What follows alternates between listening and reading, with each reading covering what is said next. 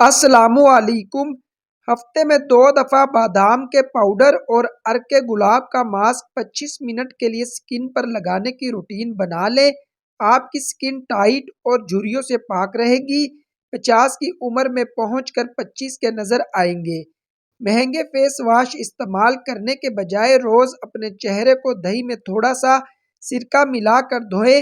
آپ کی جلد سے سارے دن کی دھول، مٹی اور غبار نکل جائے گا اور ایک گلو اور شائن آئے گی۔ پیاز کا رس اور ناریل کا تیل ہم وزن لے کر نیم گرم کر کے ہفتے میں 2 مرتبہ بالوں میں لگائیں۔ اس سے آپ کے بال نرم، سیدھے، لمبے اور گھنے رہیں گے۔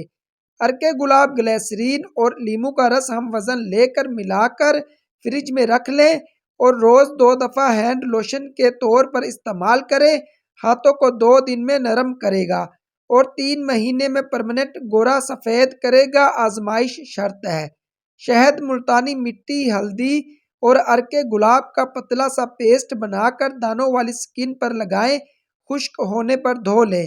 روشن اور دمکتی جلد کے لیے نیم کے سوکھے ہوئے پتوں کا سفوف دہی اور دودھ کو ملا کر لگائیں اور 15 منٹ بعد منہ دھو لیں۔ اس عمل سے چہرے کی جلد نکھرتی ہے۔ روزانہ سونے سے پہلے 1 کپ پانی میں 2 چھوٹی الائچی، 1 دار چینی کا ٹکڑا، تھوڑی سی سونف اور پودینے کی پتیاں ڈال کر قہوہ بنانے اور پینے کی روٹین بنا لیں۔ 21 دن میں سکن کو چمکتا ہوا دیکھیں گے۔